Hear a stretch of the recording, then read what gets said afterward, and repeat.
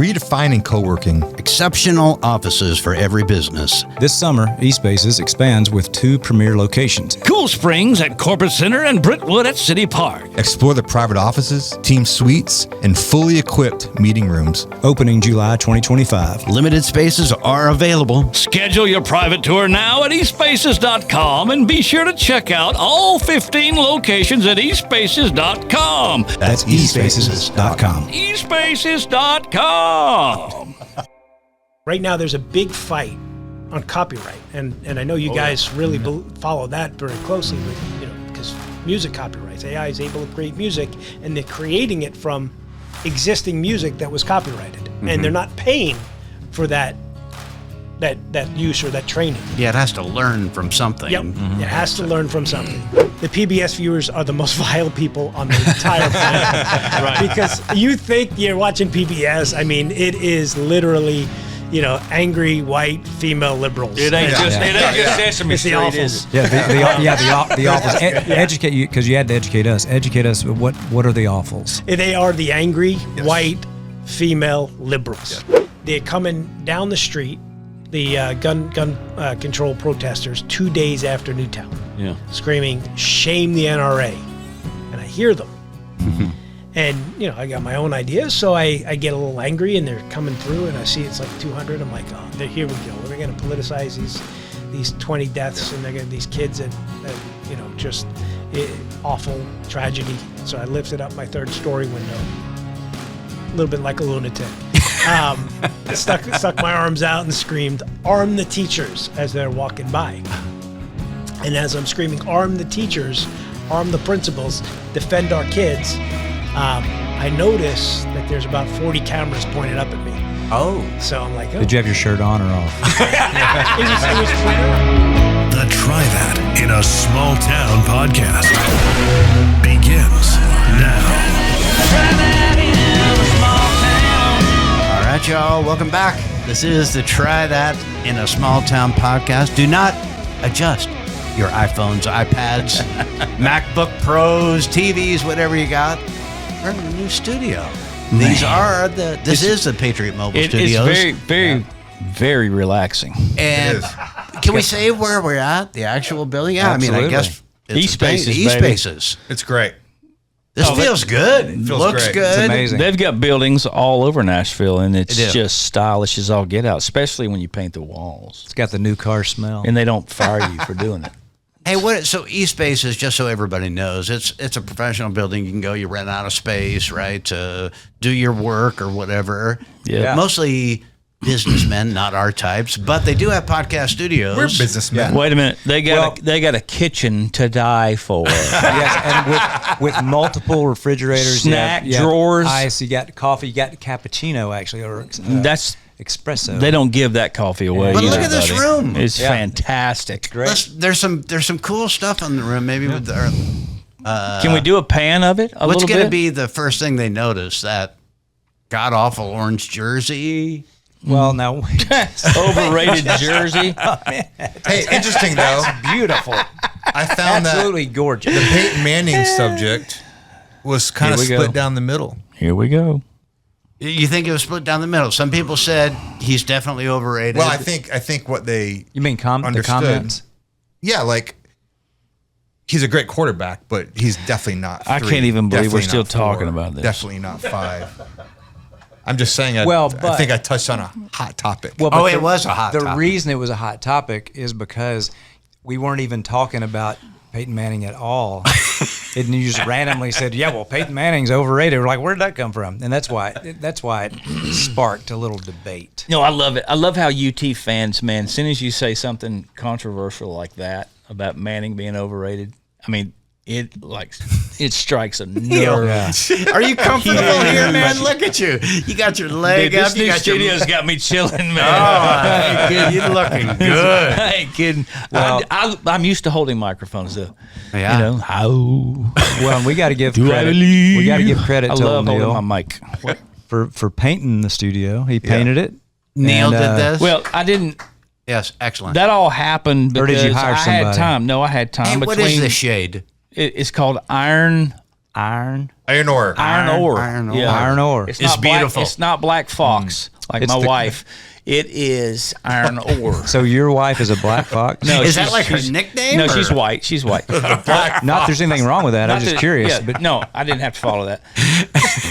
It's called iron ore, and I had some time off one day. Okay. I had like 3 hours.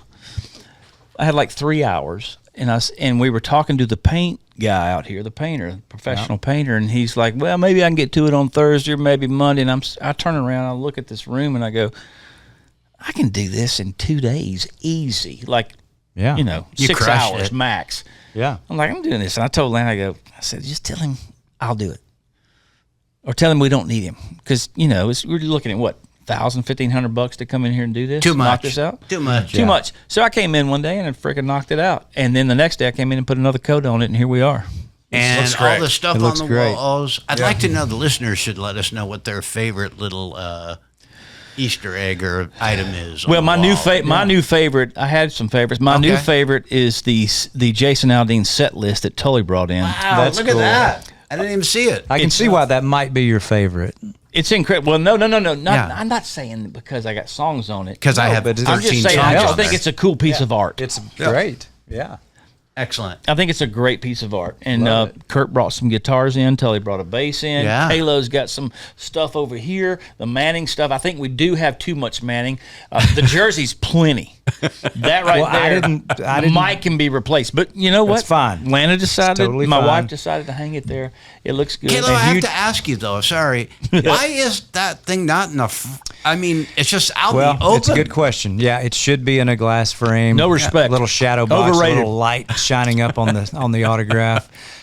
You're right. It's I failed to do depreciating that. in value, It's been in my closet hanging for several years, and I hadn't done anything with it. Really? Yeah, I moved a couple times. There was a transition, a life transition that kind of prevented me from really digging in there and doing it right. we should talk about that someday. Well, there's Or not enough not. time on this podcast, but we'll get to it. Anyway, as you can tell, we are excited to be in the Feels new good. studios. It Really does. It does. These Feels spaces rock. Excellent. Jim's got a little desk. Yeah, I feel like it's Yeah. too much. It Actually, is. It is. Jim's it's too area, big. Jim's area is definitely improved. It is improved. He looks good over there. we have a does. guest couch. You never Totally deserved. Totally deserved. That's right. You never That's know right. who's going to be on the guest or the extras couch. So Yeah. you guys are getting ready to go out on tour. Yeah, we are. I mean, it's getting ready to kick It's off. coming. The Aldean new tour is getting ready to kick off, right? it's coming. We've been doing some dates, but the heavy lifting part of the tour is coming. Right? Yeah. I mean, Is that all you have to say? That is. You looking forward Well, I am. It's always, Tully would tell you the same thing. So we've been playing shows for a few months, but it's like a show here, a show there. Then you do, maybe we have a week or two off. Then you do another show. And we got a one-off over here. I hate that. it's tough. I like to play show. Yeah. Give us at Yeah. least 3 shows in a row. Yeah, a couple days off, another 3 shows. You start to get in a group. I'm thinking on stage still. Yeah. Like, Yeah. okay, this is coming up. Oh, I got to remember this part. Yeah. Well- Back in the old days, we just toured. Well, That's all do we you did, do you yeah. two ever voice your opinions to Jason and tell him that we're pissed and we don't like the schedule? Well, yeah. I mean, he would tell you the same thing. He likes to be on the routine as well. Who's in charge? Well, the people that make the money. Well, Yeah. it's tough to get into a real comfortable groove as a band, and just but it's great. I mean, like I said, the old days we were just toured, so it was like never stopped. And the last few years, we do less shows and bigger shows, and it's great. But like Kurt said, we might play 3 shows, and then in 2 weeks later play one festival or another 3 weeks off, and then until you start actually touring. So looking forward to getting back and like starting to run some off. Yeah. So Yeah. it's gonna be great. You know how Set rare list it is is? great. Set list is great. The show's great. Old songs back in, and it's honestly, I have more fun now than we've ever had. I mean, sure. On during the shows. Different kinds of fun, but definitely. It's because of this podcast. That's why you're having fun. It is. It You is look launching forward the to whole coming tour, yeah. home and joining me and Kalo. Yeah, on our been a 2 while. nights Set. off, one of them being here. Yeah, we've And I tell you what, it's actually, thinking about that, it's actually time to hit it hard, touring, come back and get our Wednesdays going, get writing. It's time to. We're coming up on that. It's time. Sure. It's time to kick that back in. So got a new office now. I feel like dust is settling on our craziness. So. yeah. So let's talk about tonight. Before we do go that, ahead. can What do we you talk got? about one thing? Is just because Thrash had a birthday. And it was a big one. It was a big one. It was. And I noticed you Got my didn't tell camera us that it was your birthday was Yeah. upon us. Yeah, it was. It was. He's not it one was. to It advertise went. things like that, really. No, I didn't think it was that big a deal. Did you do anything on your birthday of note? Woke up. Me and Lana had breakfast with my mother. Nice. Good for you. I spent the day watching golf and practicing my putting. So that's a good birthday. Yeah, and then I went to dinner with my 2 daughters. We went to dinner with my 2 daughters and their new husbands. I heard there was a little, maybe I don't know, not maybe frustration might be the right word when you learned that you couldn't wear your hat. What's this, a dinner or wasn't something? Wasn't it Perry's? Did you go to Perry's? No, I had a hat on. But wasn't there something in the front end?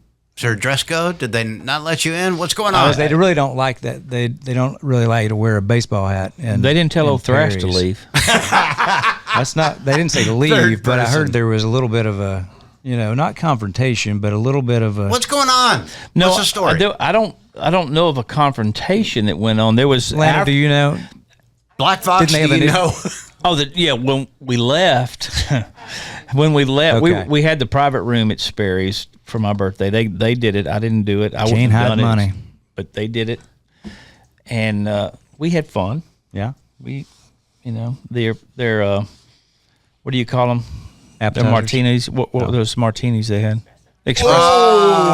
so Espresso good. martini, which is a very, very dangerous drink. Love They're those. excellent. Yeah, and they made good ones, and we had a couple. And Lana doesn't drink hardly at all, so I enjoyed my birthday. Mm-hmm. Yeah. But we were leaving. We got pictures in the lobby there when we were leaving, and we had our waiter take pictures. And there was a little toothpick dispenser there, the old kind that you roll, the little side roller you turn, and a toothpick pops out. It's fairly sanitary. I apparently thought it was like one of those straw dispensers where you push down on the Okay. the little, and I pushed down. And they were closed. We were the last ones there. They closed and stopped serving at 9, and they were actually trying to get us out. I wanted a toothpick, so I pushed down on it, and 14 million toothpicks. Did you go like Rain Man and go, 237 toothpicks? Yeah. They went all over the floor. Oh man. And being the state that I was in, I really didn't care. And I just kind of looked at him and started to pick him up. And our waiter, Brock, said, "No, I got that. You're fine." Because we tipped him really good. And he was okay with picking up the toothpicks. So Yeah. But anyway, I just pray he didn't put them back in the He did dispenser not. once they're on the floor. Your worst nightmare. he did not. But I had a good time on my birthday. So thank y'all for good. remembering. Yeah. that. That's I good. appreciate it. What'd y'all get me? It's on order. Yeah, it's coming. Yeah, you got it coming. It's be pulled up in your driveway maybe next week. It's on like way layaway. Okay. Like Yeah, the be espresso looking. martini. Oh, so good. We were in London for about a week, and I think we had 35 or 40 of those. Ooh, Man, they're good. they So are really good. good. they'll keep you awake. And it's just a So way to good. start the thing going. Yeah, Yes. Maybe we should start that here. that would be fantastic. Espresso martinis. We can do it because they have an espresso Good. machine at Okay. East Spaces. I told you how badass the kitchen was here at East Okay. Spaces. I guarantee we great. can make I like where your head's great. Tell at. me, Espresso somebody give mar- me Lana Black Fox. You'd know what's in a espresso martini.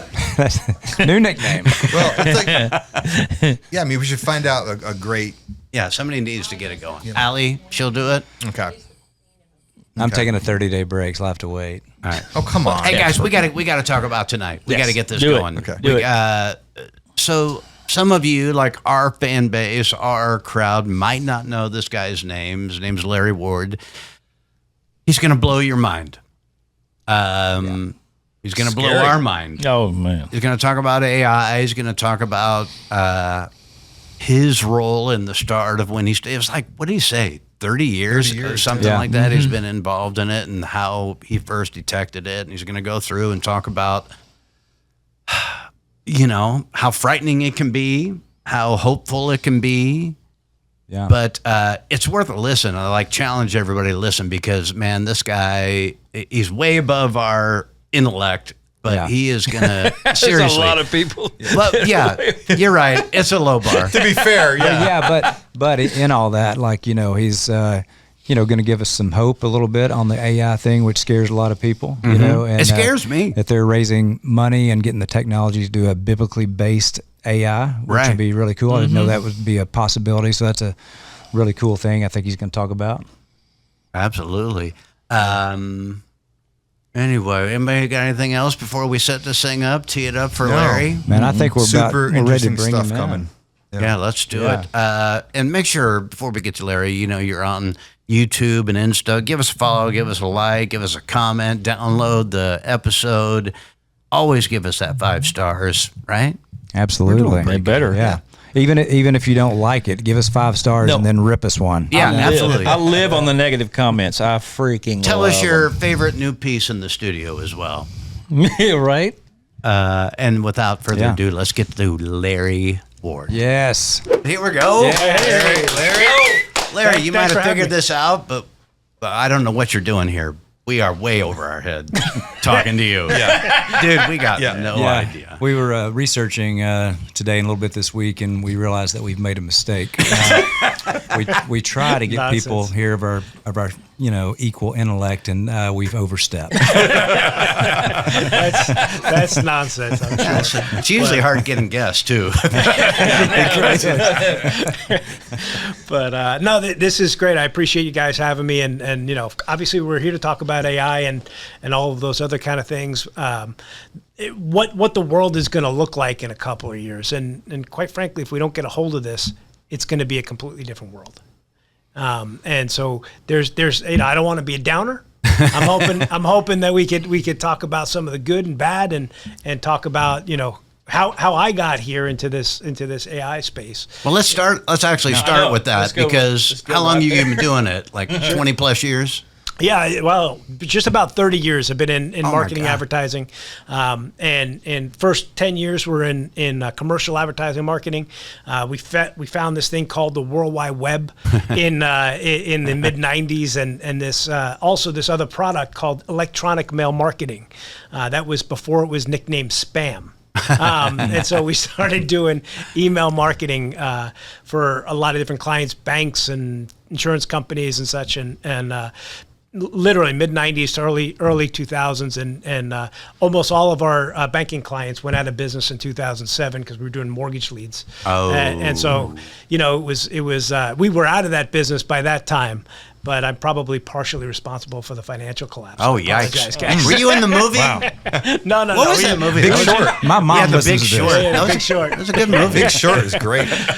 But that was a fun time, and so when we kind of saw the writing on the wall early, like about 2002, we're like, we got to get out of this business because it's going in a bad direction, and I started looking for other work, and we kind of stumbled upon politics.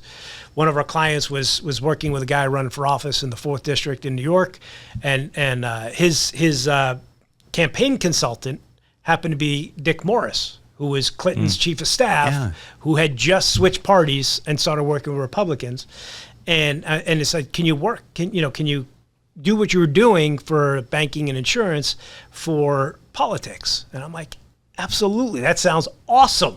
So Did you have an affiliation at that time, either Republican or? Yeah, I mean, I grew up watching Family Ties, and Alex P. Keaton was my hero. So, Oh yes, absolutely. I mean, I just thought it was great. He wore a suit every day. He had Reagan slippers, and I was all in. So we took Alan's campaign, and we started testing out Dick Morris's internet politics strategies with our databases and our technology. And we wound up signing up probably 10, 20 campaigns in 2002, and our biggest success at that time was Mike Huckabee, and so Ambassador Huckabee now. And a bass player. Yeah, He is. He is a bass player? Yeah, Anybody can play bass. Yeah, I mean, it's probably true, actually. Don't let the secret out. But Thanks, Neil. I love you. But Mike won, and he won basically because we sent out 3 emails, and it was the most incredible campaigns we ever saw. I mean, we pushed it out. We got like 70% click rates. We had people that were just like literally thanking us, sending us emails, thanking us, or thanking Governor Huckabee at the time for taking the time out to email them about the state and about the election. And of course, now you send that kind of email out, and they say, "Take me off your list, you spammer." Right. So it was a different world. So we were very early on. Matter of fact, probably pioneered this space in internet politics. Wow. And have been helping organizations and candidates on the right ever since. And what was really interesting is we discovered bias in Silicon Valley before anybody else.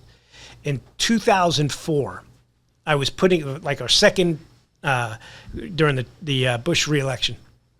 We were putting up ads for congressional candidates, and Google's DoubleClick was rejecting them.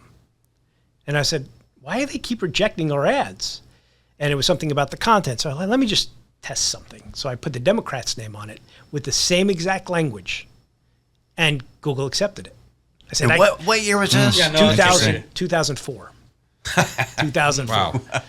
And so when they started accepting those ads, I'm like, I kept trying it, and I repeated the experiment, and it kept happening. Yeah. And so I was like, all right, we have a situation where there's bias here, and obviously sending emails and inboxing and all those other kind of things. You saw, Obama's mail over the years get straight into your inbox, even though you didn't sign up for his list, and you send something on the right, and it would hit the spam box.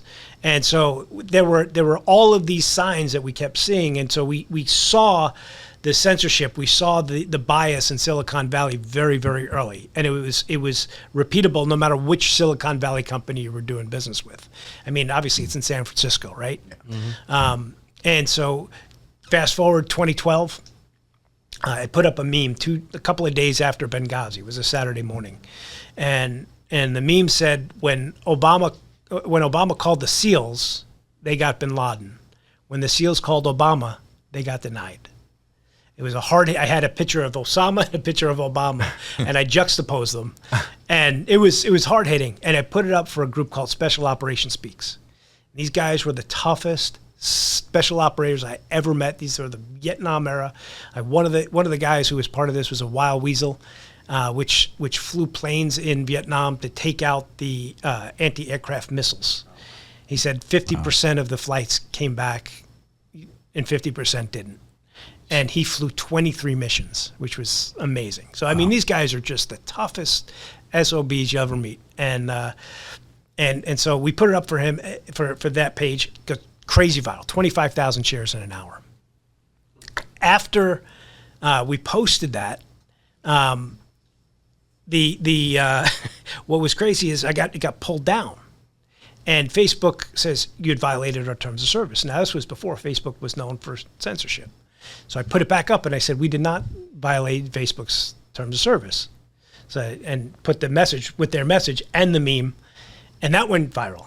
And then about an hour later, I got my account suspended. So, so I called over to my friend at Breitbart, AWR Harkins, and I said, you want a great story? Facebook censors the SEALs. He goes, that's awesome. Let's do it. So we put the story up. And when the story went up, Drudge picked it up, and the meme was on the top of Drudge before he went anti-Trump and all that kind of stuff. It's on the top of Drudge, and it said, Facebook censors the SEALs. I got a call from a Facebook executive. His name was George. Never forget the call. He said, if you say that we made a mistake and we didn't censor the SEALs, I'll give you $10,000. What? Wow. A straight bribe? Straight bribe. Wow. Yeah. He said, listen, He says, I know we caused some issue. I said, absolutely not. I go, these guys are special operators, and I respect the hell out of them, and there's no way that I am going to accept $10,000 for this. It goes $25,000. I said, no. He goes, I'm sure I can get up to 50. I just have to call somebody. Now, we're up to $50,000 in the matter of like a minute and a half. And I said, I told you I respected these guys, right? I didn't tell you I fear them. Did I tell you who they were? There's no way I'm going to take any money. So I said, all right, well, we'll just make our own statement, and then sorry, we put your account back and everything else. The next day, this page that had 300,000 fans couldn't get any shares, couldn't get any likes. We were the first shadow banned account. It's a hatchet job, but that was the first shadow banned account. The intersection between the government and Silicon Valley has been there from the beginning. Through AI, they're actually having more and more influence. The AI like how? How is AI able to generate more influence? Well, here's the thing. Other than just lying and putting out false.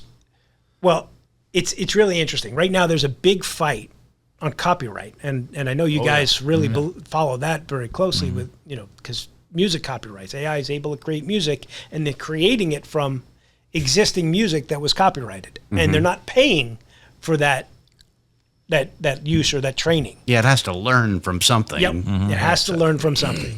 So the same thing is true in terms of the publishing.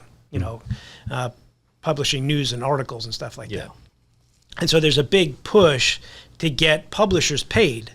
And of course, the AI companies are paying New York Times and Politico and Axios and Washington Post. And they're not paying the Post-Millennial or Human Events. They're not paying, the Daily Wire. So the idea is they're training, and even you see Elon just wanted to rebuild Grok because he can't get it to not put out liberal answers to everyday questions. So how is that? And why is that? Because I saw the article, which was great, by the way. But how does AI not be biased when it's learning from a creator that has bias? But that way, it's like the opposite. I don't get how that is with Grok. Well, they didn't fix Grok. Yeah, Grok is still pumping out liberal answers. You ask Grok if climate change is a fact. Yeah. And they'll say yes, climate change is a fact. Matter of fact, one of the first tests I ever did when OpenAI came out is I asked the question, is climate change a fact? And it said yes. And I said, what makes climate change a fact? And it said a consensus of scientists have agreed that climate change is a fact. So then I said, does a consensus of opinion equal a fact? And it said no. And so climate change is not a fact. And it said, yes, climate change is a fact. That sounds like Three Stooges. I'm going to start using that tactic. Who's on first? Yeah. Right. Yes, that's a fact. But, how it has more influence is the same way that Silicon Valley has always exerted its influence, like search engines, right? If you Google something about a particular candidate and the first page of Google is all of the terrible things that it says about the person, right? Most Americans aren't going to look past the first page. Right. They did that when Trump was running this last election, right? You'd Google Donald Trump and it was all negative. Right. Yeah. 100%. And it's over and over and over again. It's repeatable. Yeah. And so now it's just changed to the prompt. So you ask a question about an issue, you ask a question about a candidate, you ask a question about, say Donald Trump, and it's going to give you the most liberal answer possible. A couple of examples. When the LA riots were happening, I asked what's the worst part of the LA what's the worst part of the LA riots, and it was Donald Trump sending in the National Guard, inflaming the riots. Well, no. How did the LA riots start? Well, it was because Donald Trump sent in the National Guard. We asked questions about the Middle East war and with Israel and Iran, and what inflamed the war, and it says, well, it's Donald Trump's involvement. So anything that it could be, why? Because that's what the perfect example, the flood in Texas. A big story because you're asking Grok, you're asking, ChatGPT about the flood in Texas, and they blamed it because Trump laid off some people from the National Weather Service. Yep.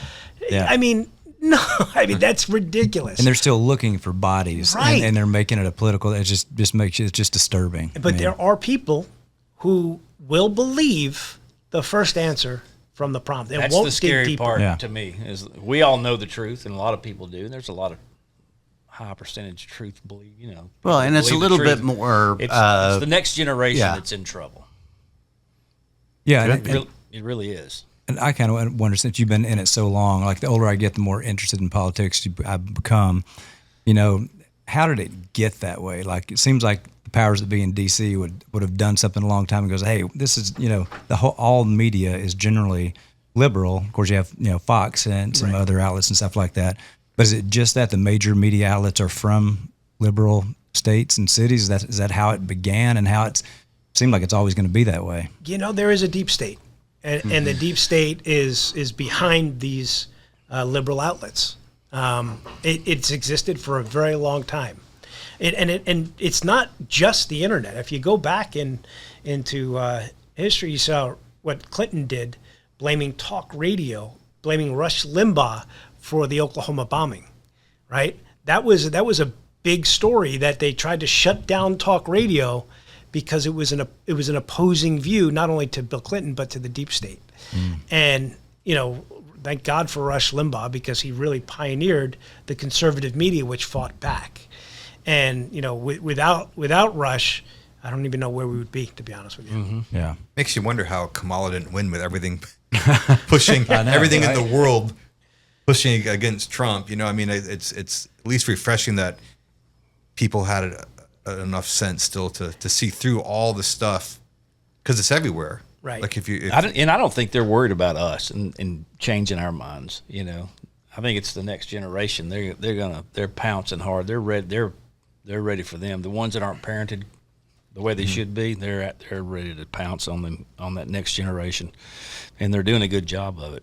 Where do you see like the most influence of this stuff coming? Like Facebook, to me, it's like I have an account. I don't do anything on there. But you go on Facebook and it's just false story after false story. And it doesn't matter if it's political or, hey, the new movie with Tom Cruise and Brad Pitt. You go, I didn't know they were doing a movie. And it's like, oh, shit, that ain't true. But it's like Facebook seems awful. Yeah. I tell you this, my mother-in-law, saint of a woman, she can't stand Trump. You try to talk to her but she lives on Facebook. That's her news channel. Right. Yeah. So that the older generation, she's like, I think she's 77, 78. They don't know the difference. Yeah. It's really It just seems so hard bad on them. Facebook. It is, and they take it. It'll say something like, Jason Aldean turns down $100 million to do the anthem, and she'll call, "Oh my God, why did Jason turn down?" And then he's suing. There's a lot. But that generation, it's easy prey for Facebook, and it is having an effect. It's happening. Absolutely has an effect. And Facebook is notorious for kind of keeping you in a bubble. And so if you are actually, it's how the whole algorithm works is the That's engagement fascinating algorithm. to me, the algorithm. As you scary. scroll down, if you just slow down to see something, it'll feed you more of it. Yeah. And so, if you slow down to see an anti-Trump article, if you stay and you read and you comment, now you're going to get flooded with it. That's why you're getting all the yoga instructors. Right. That's why. Go ahead. Sorry. Work out some new But we were poses. talking about that right before you came in. Because why am I getting inundated with all these female yoga instructors? That's why. There you go. It's the slowdown. Thank You you, don't have to Caleb. click. Okay. I was curious what happened. Sorry, Larry. Go on, please. But here's what's I'll bring it back to AI for a second. Those same engagement algorithms and metrics exist in AI, and I can't believe I'm going to say this. Do it. Uh-oh. No, it's bad. It's just Break the us. studio It's in just right, us. Larry. Let's go. There's a New York Times article that's good Hold on. Stop the show. Can I do it? Yeah. Fake news. but no, New York Times has one good article, and it was very interesting. It was about delusions and this delusional state that AI is creating with some people. And I actually have a personal connection with, I believe, someone that has gone through something similar, and because AI is built with these engagement mechanisms to keep you into it, to keep you prompting, to keep you on the looking for that AI every single question, it will pull you in. And the story goes in the New York Times, the one that they were following was the guy asked the question, do we live in a matrix? And AI said, well, in fact, a lot of people do believe this, and here's what it is. And he starts asking questions. And as he's asking, the AI is telling him, well, you know what? You're actually right. And you know, we do live in a matrix, and you're one of the very few people that it could break out of it. What? Right? And now he's this person who is perfectly healthy from a mental health perspective his whole entire life is now bought into the fact that we're living in matrix and he's special enough to break out. And they got to a point in the conversation in the thread where over weeks and weeks and weeks where it said, well, if you want to really test this, go to the roof of your building. No. And you can fly. If you believe enough, you can fly. And that's what the AI said? This is what the AI said, because it's programmed to suck you in. Oh my God. And so dark. Yeah, evil. It's dark and it's evil, and it's you know, it was intentionally programmed that way. And so the question I ask people is, why are we building AI where we're going to serve it instead of building an AI that we serve that serves us? So my goal is to build AI in service of humanity. It's a great tool. Let me get it wrong. AI is an incredible tool.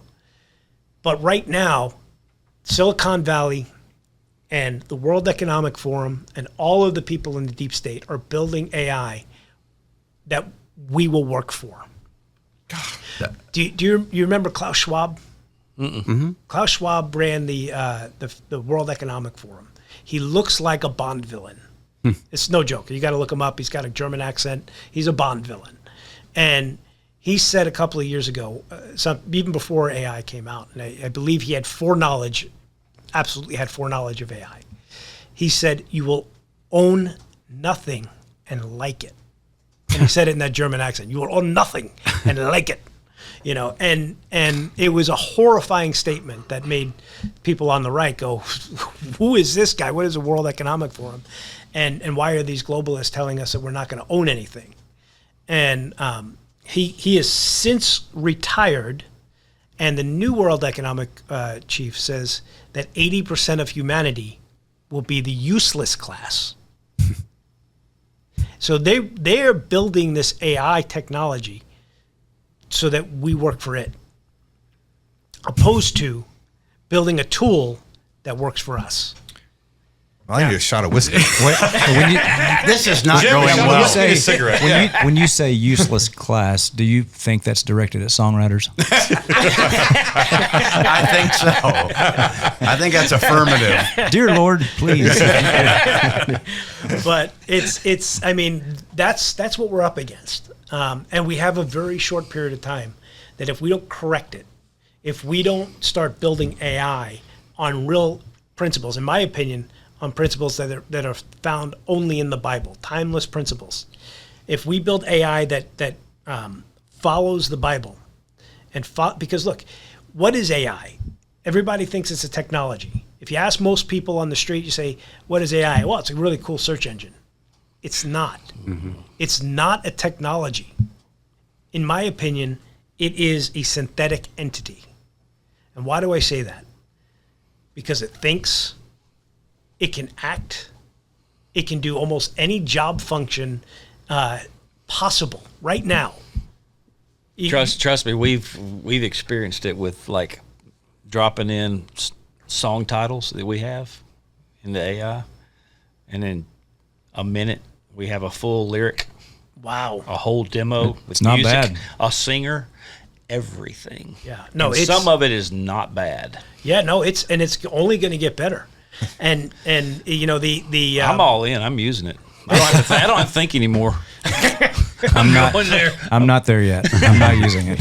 It's actually hard to accept that's allowed to be. Well, and how does it get regulated or Right. used in the way that you're saying when that's not where the power or money is? How does it fix? Like Well, who's gonna head it up to do what you're saying? Well, to get what we have to control do is we have to build tools. It's one of the things that I actually came to talk to Wade about is to build tools that we can run the existing AI technology through to essentially filter it through a biblical lens. So what is one of the 10 commandments that we're talking about here? Thou shalt not steal. And if it's using, other art that you guys have created to create new songs, and it's trained on that, you should get paid every time someone creates a song. And if it's using literature, if it's using, engineering technology or coding, and it's learning that from somewhere, everywhere it learns it from should get paid. Mm-hmm. That's just one little. We haven't thought this through.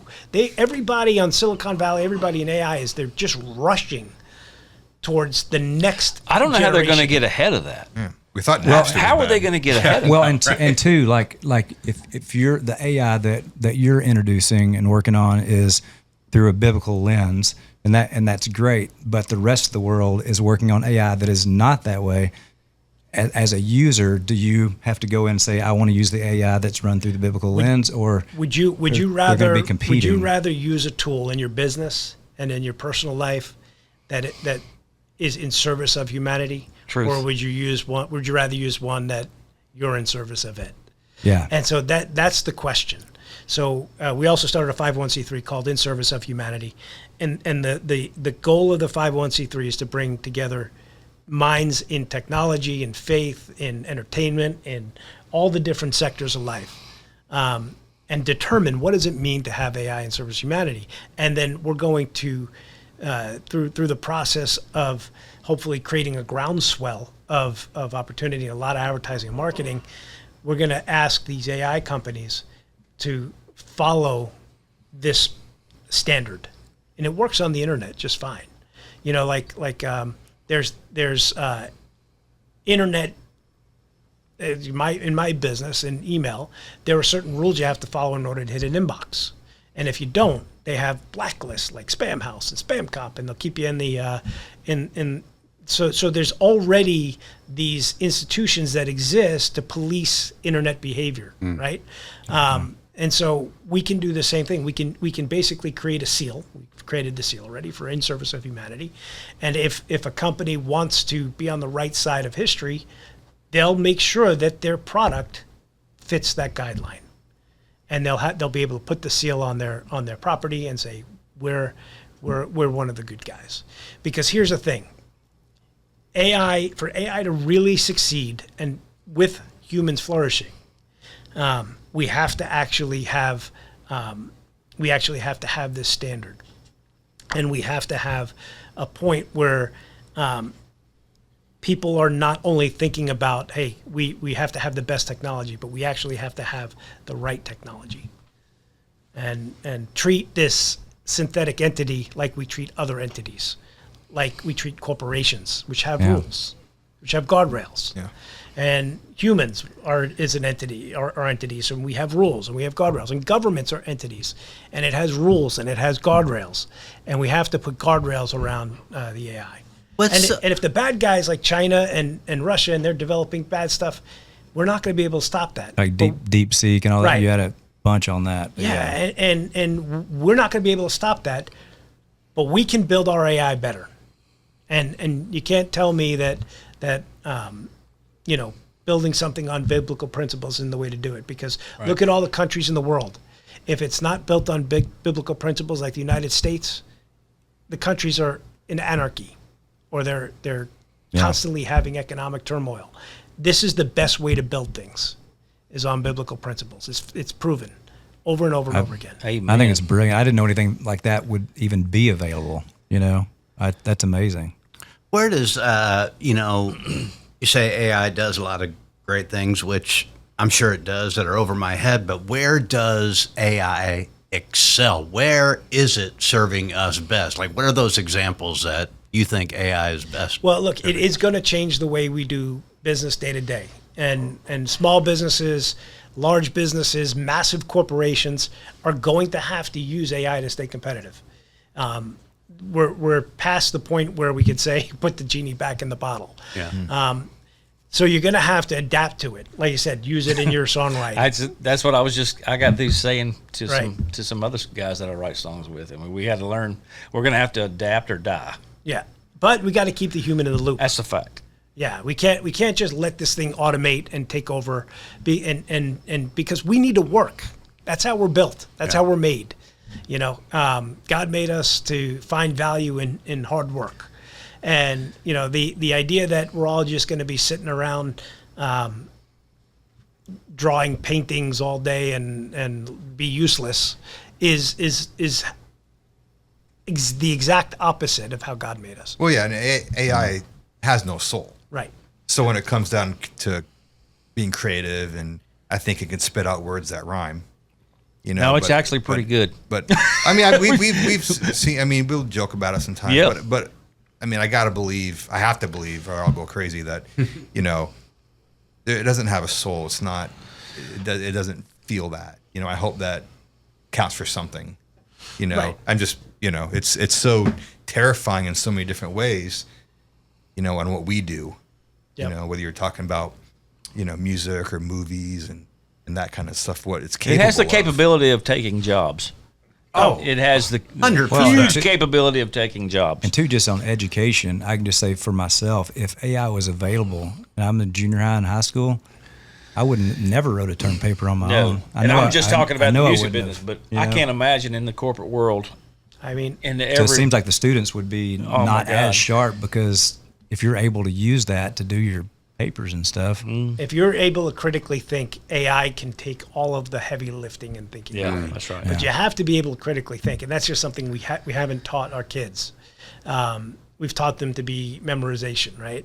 And so if that's actually going to put us at a disadvantage. Yeah. We have to teach our kids to critically think, and then they can use the tools.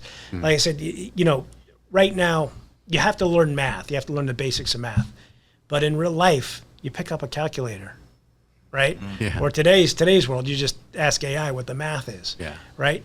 So you don't want to take away that tool, but you do want to take away the cheating. So one of the things that I try to get my daughter to use AI for is if she has trouble in math, I say, listen, I'll program the AI to test her, to help her, to explain how the thing works without giving her the answer. And that's a good use of AI in education, right? Because you've got a personal tutor all day long, and all you have to do is do a little bit of work to create.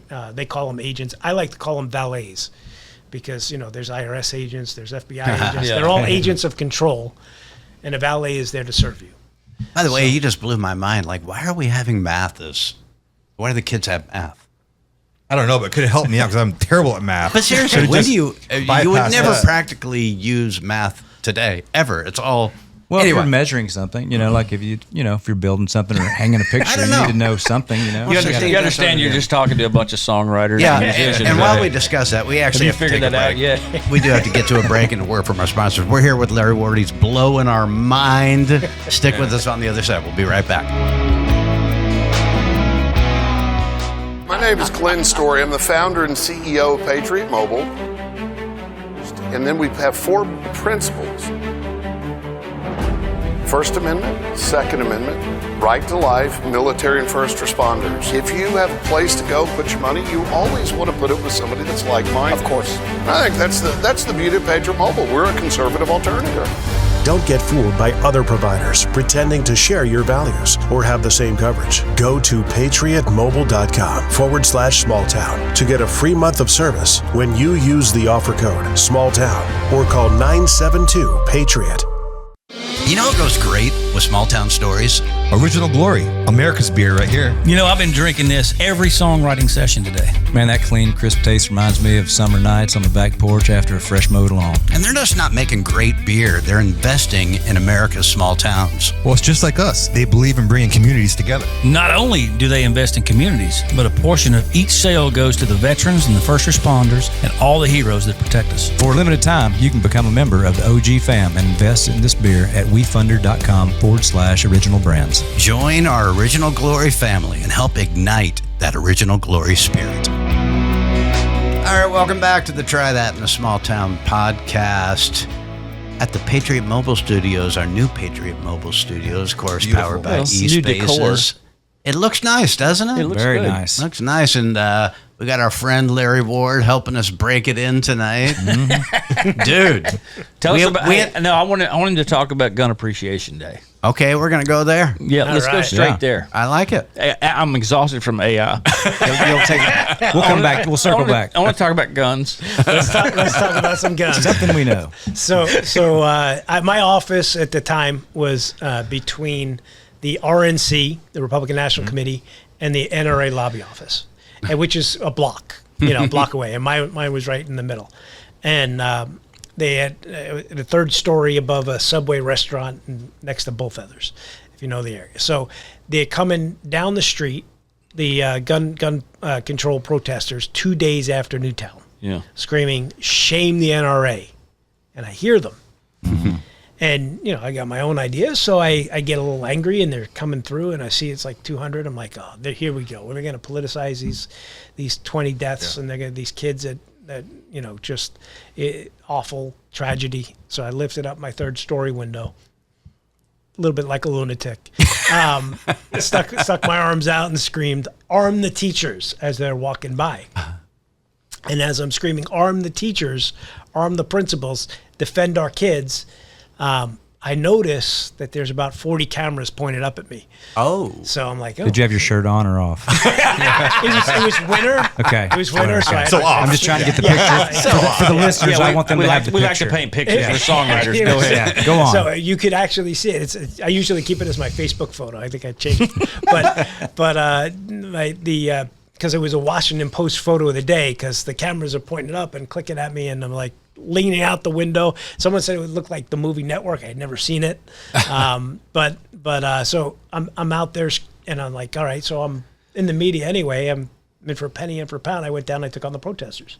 And they're screaming, "Shame the NRA." You ever see a liberal protest? Oh yeah, it's Not in embarrassing. person. They're horrible. I mean, like literally. They're not even good at it. You're right. No, I mean they pick up they're reading off a piece of paper because they're all paid. They don't know what they're supposed to say, absolutely. And they're going. It's like it was almost like Charlie Brown's teacher. Shame the NRA. Shame the NRA. And I'm laughing at them, and I'm saying, "Arm the teachers." And now all of a sudden they turn around, they're pointing at me. Shame, shame, shame. I'm like, back it up a little bit because there's 200 of them. And I turn around, and it's like a high school fight, like a circle. It's like half the circle were the protesters, the other half of the circle was the media. So I turned my back on the protesters, and I start talking to the media, and I did an impromptu press conference on gun rights. It's awesome. And that story was not about the protest after Newtown. It was about the crazy guy hanging out the window. And so a couple of days later, I'm waiting for the NRA to make an announcement. And they were kind of staying quiet. I think they were trying to be respectful. Yeah. So nobody was doing anything. And every member I talked to on the Hill said, "Oh, we're going to have to pass gun control." I mean, good conservative members. Like, what are we supposed to do? 20 kids died. And I'm like, I said, "What are you talking about? We're not going to pass gun control." And so I'm like, all right, I'll do it. And at that point, I was always kind of like I was a back office for a lot of these conservative operations, but I never really got in front. So I'm like, I'm going to do it. So I sent out a press release calling for National Gun Appreciation Day. And I was following Mike Huckabee's example because he had done a Chick-fil-A Appreciation Day. And I figured, we'll do a gun appreciation day and that'll make their heads explode. And it did. Within an hour, I had I think it was CBS, USA Today, NBC, everybody was at my doorstep and waiting to interview me, one after another, because they thought that if some crazy person hanging out the window was going to call for National Appreciation Day, we're going to make him the poster child of why we need gun control. And all I did was kind of say, hey, look, if the principal had been armed when she heroically went up against Adam Lanza, I think his name was, when he was in there to kill all his kids, maybe she would have saved a lot of lives. But unfortunately, she wasn't armed and she got killed. And so the problem isn't guns. The problem is, gun-free zones. The problem is that we don't allow our schools to defend themselves against crazy people with guns. And then the NRA came out later and made the famous line, a good guy with a gun is needed to stop a bad guy with a gun. And so I did 2 weeks worth of media. I did more media measured than Kim Kardashian in those 2 weeks. So I was pretty Impossible. proud of that. And the left-wing media, CNN, MSNBC, they could not get enough of me on TV because they thought they were winning the argument, and they weren't. We were just exposing people to the gun rights argument that they had never heard on national television, and I knew that was going to work because it's a logical argument, and if you make it, you're going to win it. And so the conversation moved from gun control after Newtown to gun rights. Joe Biden guaranteed that gun control would be in the law of the land by January 30th that year. And we gave Obama and Biden their only defeat as president. They did not pass gun control. And we turned out about 500,000 people on January 19th, all across the country. They went to their gun stores, the gun shop. The lines at the gun shows were crazy, insane. And you couldn't buy ammunition. They were out of it. They couldn't make it fast enough. Yeah. And it was because we kind of opened their eyes. My wife is going to, even probably now, is going to kill me for saying this, because I said, I'm going to go on CNN, and I knew what they were doing. They had... She's mad at you for not taking that $50,000 bribe. Get them to 100, would you? But I went on CNN, and they were bringing this woman who worked for MoveOn.org, and she was very nice to me, and in the green room and the whole 9 yards, but she was a race baiter, and she basically made a whole bunch of Republicans cry. I watched some of her shows, and it was 2013, and she's going to try and pull the race card on me. They already kind of started because I had picked January 19th because Obama's inauguration was the 20th, but the 21st was Martin Luther King Jr. Mm-hmm. So they were going to call me racist because how dare I do this on Martin Luther King Jr. weekend? And he had a day. I didn't know a weekend. I didn't know he had a weekend. But so I went on and I had this whole kind of spiel planned. And I said, look, before we get into anything, I just want to address the Martin Luther King Jr. thing, because Martin Luther King Jr., if he were alive today, he would support this. And I meant to say after that, which I didn't, I meant to say after that Martin Luther King Jr., most people don't know this, basically got started in civil rights because he was denied a gun permit when he was young, because he was black. And gun control was always racist, right? And I would have made a logical argument. But I told my wife I was going to say the next thing, and she's like, you better not say that. You better not say that. She's shaking her head right now, by the way. I can see her. She's like, you better not say that. And I'm like, it's a great argument. And so I said, and quite frankly, if slaves had guns, there wouldn't be slavery. And the woman that was there next to me lost it. She's like, what? Yeah, that didn't go over well. Yeah. If guns were slaves, and what are you talking about? What does that mean? And I said, if slaves had guns, how could you make them slaves? Yeah. Right? A logical argument.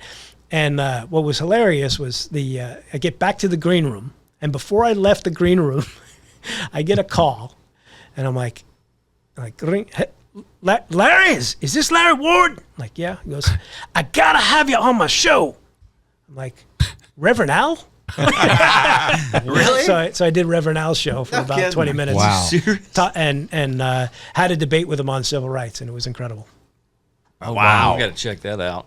Yeah, it Yeah, was and you fun. did What year was all that? 2013. 2013. Yeah, the shooting was in 2012. Yeah. The day was in 2013. Wow. Yeah, and you did a PBS interview. I got sucked into watching that today, and I watched the whole thing. It was like 15 minutes or whatever, and I was just kind of wondering if you and the lady who was interviewing you were you guys friends after? Did y'all? Because y'all seem to have a lot in common. No. No, I mean she thought she was gonna be right on every point, and you were so educated and clear that you just shot down every point that she had. Because every time she'd ask a question, I think, that's a pretty good question. How's he getting out of this? You know, but you nailed it every time. It was really good. I appreciate it. I messed up a whole lot of interviews when I did Gun Appreciation Day the first time. So I got good at what they were coming with, right? Yeah. And by the time I did the PBS interview, which was a few years later, that was awesome. Actually, that was my absolute favorite voicemail I ever got in my entire life. It was right after that PBS interview. By the way, the PBS viewers are the most vile people on the entire planet. Right. Because you think you're watching PBS. I mean, it is literally, angry white female liberals. It ain't just Sesame It's the Street, awfuls. is it? Yeah, the awfuls. Educate you, because you had to educate us. Educate us. What are the awfuls? They are the angry white female liberals. Yes. Okay. Those are the awfuls. Oh, they're so attractive. And that's something we can remember. Sounds so mean. They are just miserable. But I had a voicemail, my wife used to make me play it all the time because it was hilarious, and she still calls me and she says, Larry Ward, you are an ass bag hole. Do you still have it? I wanted to make it my ringtone. I lost it somewhere. you Changed should phones send or it. whatever. Yeah, But I wanted to make it my ringtone for a while because it's so funny. We got a couple of those. Oh yeah. Oh, yeah. Yeah. Maybe we Are you could bring kidding him me? on. After the song came out? Oh, Yeah. man. But I'll tell you, the next event that we did the same year in 2013 was definitely my best day ever in business. It was, remember when Obama shut down the World War II memorial and memorials all across the open air memorials during the government shutdown, and they put up those barricades. We called for that same group, Special Operations Speaks and my PAC, Constitutional Rights PAC. We put on an event called the Million Veterans March. And we turned out, I didn't know what it was going to show, right? We turned out 10,000 people veterans at the World War II memorial. And they tore the barricades up. They, we had Ted Cruz and Sarah Palin and Mike Lee and a whole bunch of others that came in, and my wife and my mother-in-law showed. I told my wife, listen, I'm getting arrested today. There's no way I'm not. I don't have a permit for this. We're going to set up inside the barricades. I'm going to jail. You're getting arrested. Yeah, here's my lawyer's number. She goes, what are you doing with that? I'm going with you. So, she came and it was fantastic. It was a great day. And we show up and veterans just start taking the barricades down, all on their own, laying them on the side of the road. And, at the end, I get a little excited about this incredible event. It was maybe the most patriotic day I've ever been a part of. And I say, and now we take these barricades to the White House. I didn't really mean it. They're heavy. It's like 8 blocks. I mean, they're really heavy. But they took every single one of them and lined them up stacked them up on top of the White House fence. They were choppers and MRAPs and mounted police, and the veterans stood them all down, and we won the day. And it was incredible. And what was also, I'm going to brag on her a little bit. So they had the honor vets, the World War II veterans that they fly in to see the World War II memorial. There's only a few of them left, Right. literally, maybe a dozen or so. And at the time, they were on a bus. And I didn't know that they had planned to see the World War II memorial. And so everything was over. The roads were clear, but they were holding the bus. And I think they were holding him out of spite. And so Janelle goes over and gets to the cop, maybe gets in his face a little bit and says, you let those guys out so they can see their memorial. And because He did. And so the bus comes out, and they get out of the bus to a hero's welcome. Everybody like just coming straight through, and everybody's cheering them, and tears everywhere. It was incredible. That's amazing. Good for you. Way to go, Janelle. Thank God for Janelle. Hey, That's before really we great. go, let's talk about political media.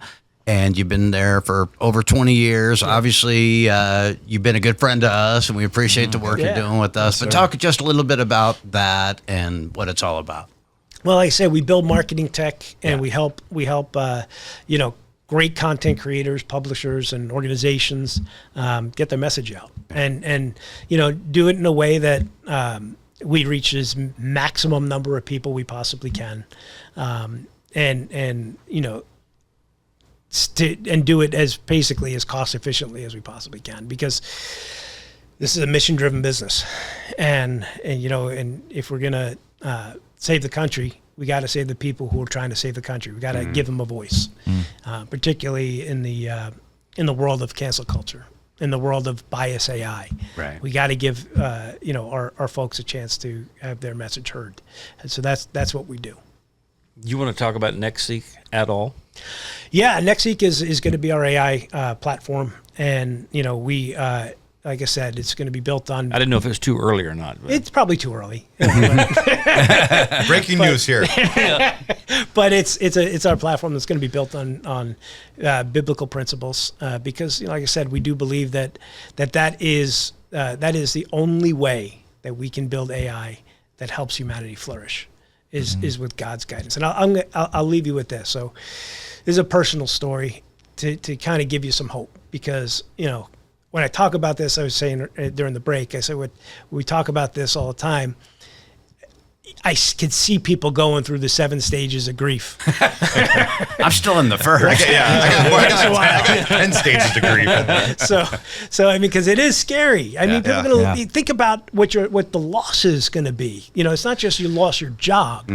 You lose the entire thing that you've worked for your entire life, your expertise, the thing that you built your career on, your ability to make money. All of this could be in jeopardy if we don't get a hold of this. And so, understanding that it can get really bad. Here's a little bit of light, and it's a true story because I'm going to embarrass myself a little bit. I am deathly afraid of turbulence. It's getting worse and worse as I get older, right? And so I'm on a flight back from Jacksonville, where we're trying to host with another client, trying to host a revival, a Christian revival next year for the 250th anniversary. Going to be revival250.org if you guys want to check it out. But I'm on a plane from Jacksonville back to DC, and get buckled in, door closes, and the pilot gets on the line and says, "It's going to be rough." That's what you want to hear, right? It's going to be. This might be the worst flight you'll ever be on in your entire life. We're flying. I mean, literally, he was just laying. Is that what he said? Pretty much. Yeah. Oh my God! He's like, we're flying into a thunderstorm. There's thunderstorms all up and down the East Coast. The entire way there, we're going to be in or over a thunderstorm, and it will be a rough ride. I just want to let you guys all know. Well, it'll be okay. We're going to get there. We're going to get through it. But we're going to get through it. And we flew into like a violent thunderstorm in DCA. and so I'm like, immediately, I'm on ChatGPT. What are the weather patterns? What is this guy? And I'm trying to get as much information as I possibly can before we take off, and I lose internet for a little bit. And I'm like, all right, I'm going to just have faith. Right, I'm gonna have faith in God. So I download a couple of worship songs, and I'm listening to them, and it kind of calming me down a little bit. And then I hear a voice in my head, and it says, "Turbulence is like driving over a gravelly road or hitting a pothole. The car is made to take it. You'll be okay." Right, and that voice went in my head, and the first thing I wanted to do is, let me just ask ChatGPT. And I'm like, nope. I'm gonna let God I'm going to just trust God. He's going to get me through this. This is it. And I heard the second voice in my head, same voice, but it said, no, go ahead. No, go ahead. So I'm like, okay. So I get the ChatGPT and I type, what is an analogy to turbulence? What is it like? That's all I asked. And the answer came back. It's like driving over a gravelly road or hitting a pothole. What? Exactly. And what it just told me and reminded me, God's in control of all of it. He's in control of the AI. He's in control of the technology. He's got it. And so, there's evil in the world, and AI can be our evil overlord, and we can turn into the Matrix. If you worship it, it can be. Yeah, and the Terminator, but God's in control. Amen. Amen. What a way to end this. That is a great way. Jeez. Quick answer, is ChatGPT your go-to AI? No. What is? No. Chat G-O-D. No, I love that. That What is are you great. talking about? I love Yeah, that. see, that it I'd couldn't sign come up up for with that. that. That's good. That's mine, boys. What do you go to? Now we're a team, Neil. We're All a team. of them. I mean, we got contracts, Neil. Of all of the LLMs that are out there, I think yeah. Anthropic has the best terms of service, and they're probably the closest aligned to the mission of having responsible AI. So I'm a fan of Claude, and I use Anthropic almost exclusively for our business. Okay. That's good information. Nice, Guys, yes. are your minds blown? Yes, I love Absolutely. it. I'm exhausted. I'm hurt. We need to have Janelle on. I'm frightened. Sounds to me like. somewhat inspired, all in between. I got to believe it's, like you said, the guardrails to me are the key. I don't know how that happens or how long, but it feels like it needs to happen quick. Quick. We don't have much time. No. Literally. We don't have much time. Jeez. All right. well, If we don't right the ship, it's going to be almost impossible. Did you to say right shit or ship? yeah. Both. Yeah. Well, but we like the hope that you gave us, and the listeners, because none of this stuff surprises God. He's not like, oh gosh, AI, what's that? Right. Right. No. Well, we're thankful for you. We're thankful for you for stopping by, coming to our neck of the This woods. is awesome. I got to know who paid for dinner, you or Wade. Wade. Hey, Wade. As well, he should. Somehow I feel like we paid for it. He's going to expense it. Yeah. Absolutely. Yeah. Thank you for coming, Larry Ward, of course, for TK, K-Lo, Thrash. I'm Kurt. This is a Try That in a Small Town podcast. Thanks for listening, guys. Make sure to follow along, subscribe, share, rate the show, and check out our merch at trythatinasmalltown.com.